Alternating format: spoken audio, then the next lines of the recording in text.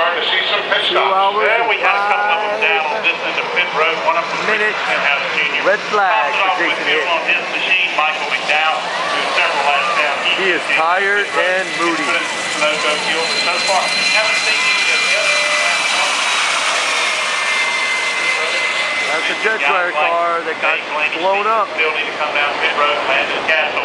They have not made their way onto pit road. Here comes one more jet dryer car.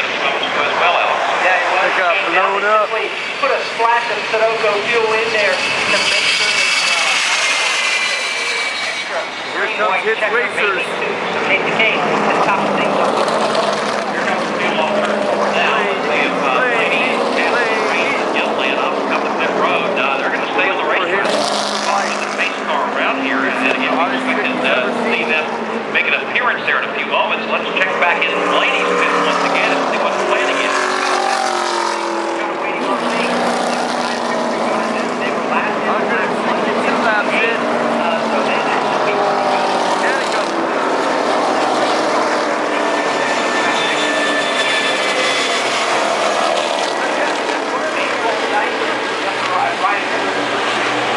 Exactly what they're going to do, but right now it's a celebration.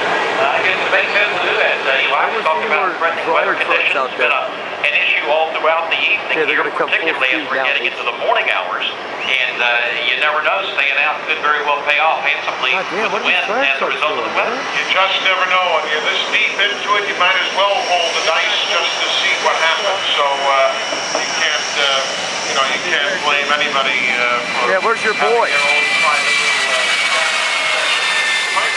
How about the area that they've been working on out there in turn 3? The guys have gone through it a few times now, the guys and lady.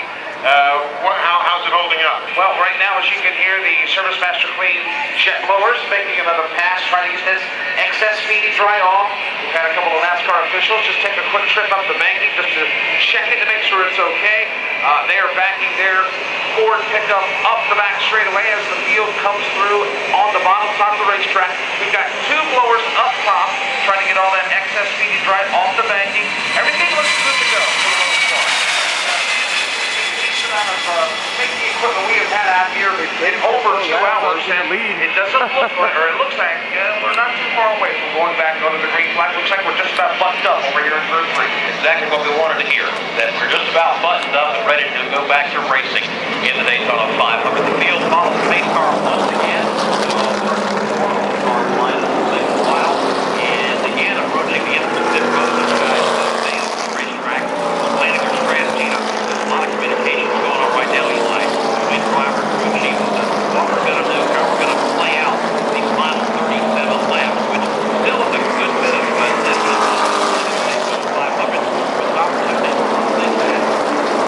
Right now, we've been watching the teams circulate down the pit lane at all. There is a lot being played out. This kind of pop-up storms that you have here in Central Florida. Normally not at midnight, but nevertheless there are some in the area still. It'll be interesting to see where they take the field now. The last couple of times past few nights, they stayed on the low side of the racetrack. I wonder if they're going to try running through the high side there in turn 3. Yeah, we've got a couple of jet blowers again coming through the area. One more right now joining that as well, albeit on the low side of the racetrack. Watching Brent Brodine bring the Toyota Camry pace car up the back straightaway. They will come to the entrance of turn number 3 as the jet blowers now pull to the bottom of the racetrack. Basically, everybody has left the scene over here in turn number 3. Watching Brent now come off the end of the backstretch, and they too will go to the high side this time. They have been working the low side of the racetrack. Now the drivers will take very fine through this accident scene a couple hours ago. Right now, Brent taking everybody to the high side of the racetrack. By the fire in the jet fuel that was spilled there in turn number 3. We're now holding up very well as we go through it. Of course, we want to make sure it's going to be good for these remaining laps as they come to 500.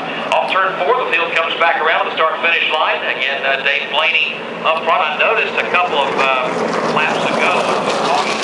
Dave Mooney leading a couple of guys. Landon Castle, one, was working right down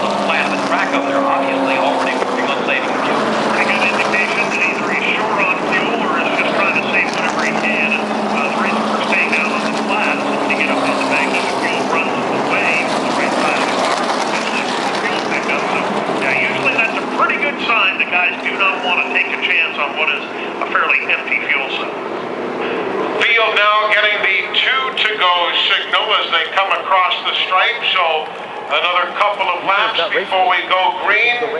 Here come a couple of pit stops, guys who are on their own sequence to come into the attention of their crew, Alex. Yeah, one of them is Terry Labonte. They are going to make a wedge adjustment on the race car. They're going to top it off with Sunoco fuel. Trevor Bain caught up in an accident, I guess, on lap 2 about 5 or so hours ago in his red and white motorcraft Ford for the Wood Brothers, just to top it off with Sunoco fuel as well, just making sure all that tape they applied to the race car a little earlier in the event is still sticking the way it's supposed to. Casey Mears has run out of fuel. He passed the entrance to pit road and apparently did not know they were that close. And the car is just barely creeping around the inside of the racetrack over in turn number 1. Remember, we saw Glenn Boyer earlier tonight run out of fuel, and now Casey Mears, who had a really good run going. He was in the 8th position at the time, just barely rolling as he comes into the view of Dave Moody over there. Yeah, down on the apron, Joe, and not even going to come close to making it. He won't even make the apex of 1 and 2. Safety truck out to attend to him. He may get a push from another race car before the safety truck gets there, but he is definitely running dry down on the apron. Trevor Bain now pulls out and passes by him. The wrecker will push Casey Mears, Geico Ford, back to pit road. Another guy who certainly could use a good finish in the Daytona 500 and was on his way to one, now coming up with troubles. Let's go to his pit in Winston Kelly. The situation with Casey Mears is he is not out of fuel.